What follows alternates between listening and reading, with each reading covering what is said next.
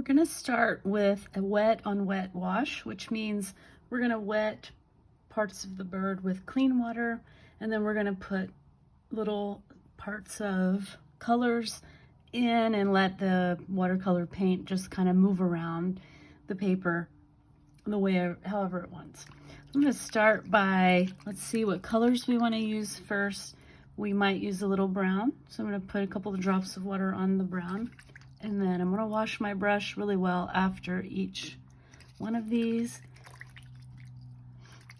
Probably gonna use a little bit of yellow and a little bit of orange. I might use red, I'm not sure, so I'll put a couple of drops of water on the red. Then I'm gonna start with a really clean brush. And I'm going to kind of quickly, but carefully, wet all around the bird. It's okay if you get some water across the eye. So I am trying to stay inside my pencil lines. And I'm working kind of quick because I don't want this water to dry before I have a chance to manipulate it. The whole wing is blue, so I'm going to put a generous amount of water in there. And his belly has some blue on it, so I'll get a little water there. And I'm going to bring some water all the way out to the tail feathers. And while that is nice and wet, I'm going to dip into my blue, just blue by itself. And I'm going to start applying some blue around the edges. And I'm really just planning on letting the blue go wherever it wants to go.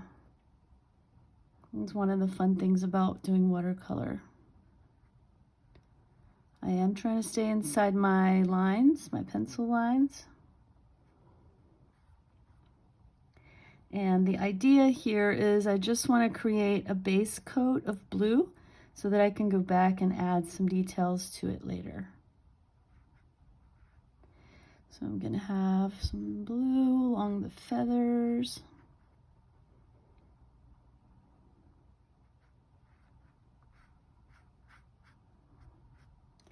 And I'm deliberately letting it be a little streaky looking.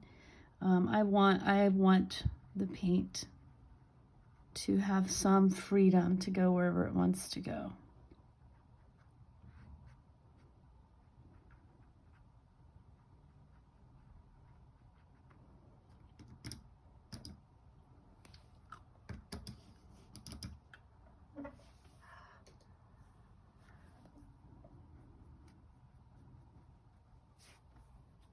Let's see, I think that need a little more blue on his little throat.